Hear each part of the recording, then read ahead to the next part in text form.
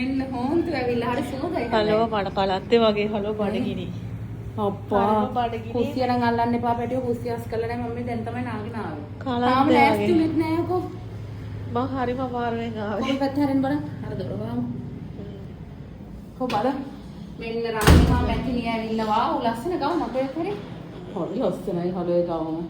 මම බලහන් ගොඩටියම වගේ ටක් ගාලා ඇඳුමක් දාගත්තා මම්මේ. වාව කිව්වම. අනේ ලස්සන. අය අයිබ්‍රෝ දෙක දැන් ගති. දැන් හදන්න ඕනේ. හරි ලස්සනයි දැන් ඒ වුණාට. වව් ඇඳුම ලස්සන බලන්න අද ළමයි ජවනිකාව තමයි රන්දිමා දිලේකා ජවනිකා. ඒ ගම කොහොමද ගත්තේ? අයිවි එකේ. අර අතන. ලස්සනයි ඒක.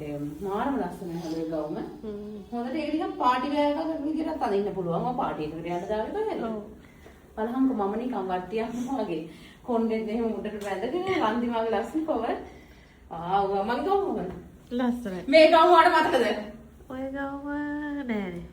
පුළුවන් නම් මතක් කරපන් ඔබ මීටර එක හොඳ බලමු.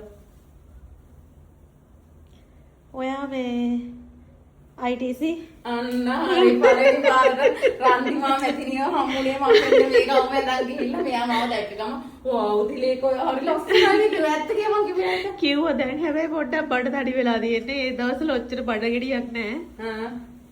ලස්සනයි අද නම් ලස්සනයි. මන්න බඩගිනි හරි ඇති බඩගිනි බං.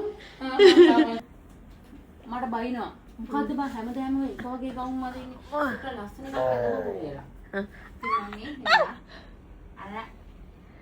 පොඩි එකක් දාගන්න. නැත්නම් ඔකි කරහට කැතට දානවා. ඒක අයියන්නවා. තරහ මොකුත් නෙමෙයි. ඒ මගේ ෆෝන් එකේ මේකේ කැතට ඉන්නේ. ඒකේ තරහ පිළිවහන්න මම කැතට දාලා මම සුට්ටයිදී මම කැත වහ ගන්නවා මේකප් එකක් දාලා. මෙන්න මෙහෙම